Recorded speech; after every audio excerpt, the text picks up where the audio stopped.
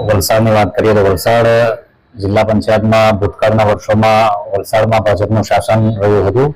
વલસાડના ગત વર્ષની ચૂંટણીમાં વાત કરીએ તો ગત જિલ્લા તાલુકા પંચાયતની ચૂંટણીની વાત કરીએ તો તેમાં લગભગ 148 જેવી કુલ બેઠકો થતી હતી વલસાડ જિલ્લામાં તાલુકા પંચાયતોની.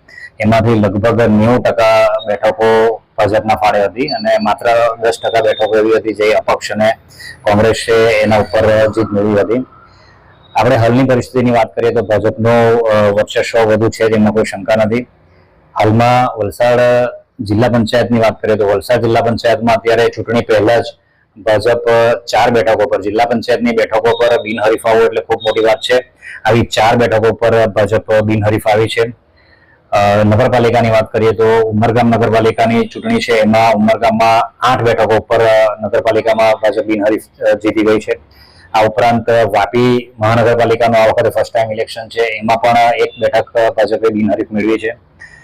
વલસાડ તાલુકા પંચાયતની વાત કરીએ તો વલસાડ તાલુકા પંચાયતમાં કુલ 12 બેઠકો ખૂબ જ ઘણી કહી શકાય. 12 બેઠકો ભાજપે બિનહરીફ કબજે કરી છે. એટલે કે આમ જોવા જઈએ તો ચૂંટણી પહેલા જ ભાજપે લગભગ 25ની આજુબાજુ બેઠકો કબજે કરી લીધી હોય એવું ચિત્ર સપાટી પર આવ્યું છે. એટલે આપણે એમ કહી શકીએ કે ભાજપનું પરડું ખૂબ ભારી છે અને આવનારા દિવસોમાં પણ ભાજપ જે રીતે કેમ્પેન કરી રહ્યું છે, અલગ અલગ રીતે પ્રચાર પ્રસાર કરી રહ્યું છે, ભાજપની ટીમ ખૂબ મજબૂત છે અને બધી રીતે જોતા 100% ભાજપનું પરડું ભારે છે. અને લગભગ ગત વખતે જે ચૂંટણી આવી હતી અને એનું જે પરિણામ હતું એ પ્રમાણે લગભગ 90% બેઠકો ભાજપ કબજે કરશે જેમાં કોઈ શંકા નથી. માત્ર કદાચ 10% બેઠકો ઉપર આમ આદમી પાર્ટી, કોંગ્રેસ કે અપક્ષ એ માત્ર 10% બેઠકો ઉપર રહેશે. એનાથી વિશેષ બેઠકો અપક્ષો કે અન્ય પક્ષો મેળવી શકે એવું નથી.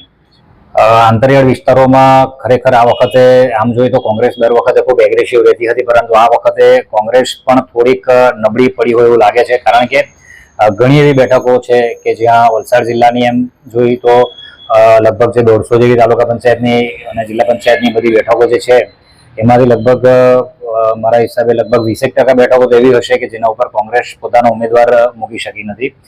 ધરમપુર કપરાડામાં આમ આદમી પાર્ટીએ ઘણા ઉમેદવારો ઉભા રાખ્યા છે અને ક્યાંક આમ ગઠબંધન તો ના કહી શકાય પણ કેટલીક એવી બેઠકો પણ છે જ્યાં આમ આદમી પાર્ટીએ પોતાનો ઉમેદવાર ઉભા રાખ્યા છે અને કોંગ્રેસે ત્યાં પોતાના ઉમેદવાર મળી શક્યા નથી કે ઉભા રાખ્યા નથી. કોઈ કારણસર ત્યાં કોંગ્રેસના ઉમેદવાર નથી. કેટલીક બેઠકો એવી છે જ્યાં આમ આદમી પાર્ટીના ઉમેદવાર નથી અને કોંગ્રેસના ઉમેદવાર છે.